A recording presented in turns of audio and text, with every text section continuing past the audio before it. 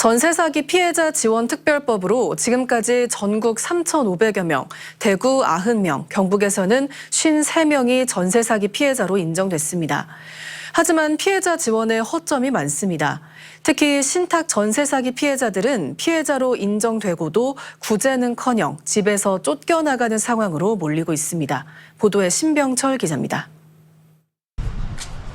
대구시 북구 침산동에 있는 한 도시형 생활주택 전세 세입자 17가구는 전세금 15억 5천만 원을 한 푼도 돌려받을 수 없게 됐습니다. 건물주가 소유권을 가진 부동산 신탁회사의 동의도 없이 세입자들과 불법 임대차 계약을 맺었기 때문입니다. 대구문화방송의 집중 보도 이후 경찰의 수사가 시작되었고 지난 6월 전세 사기 피해자 지원 특별법이 시행되면서 모두 피해자로 인정받았습니다. 하지만 달라진 것은 없습니다.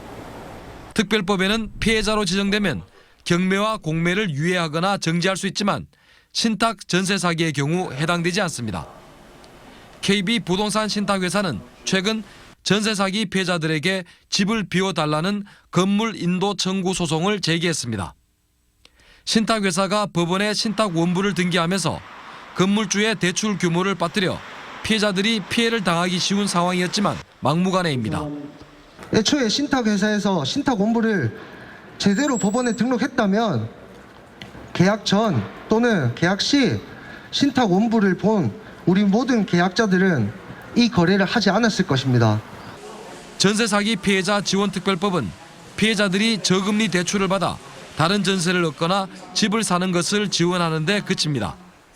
당장 길거리로 내몰리는 처지에서는 벗어났지만 갚아야 할 빚 규모는 더욱 커질 수밖에 없습니다.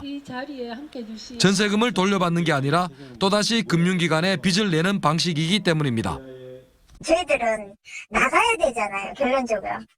저희도 오늘 다시 대출을 받아가지고 다시 나가야 되는 거예요. 그러니까 빚에다가 빚을 더 얹어가지고 또 나가야 되는 거예요.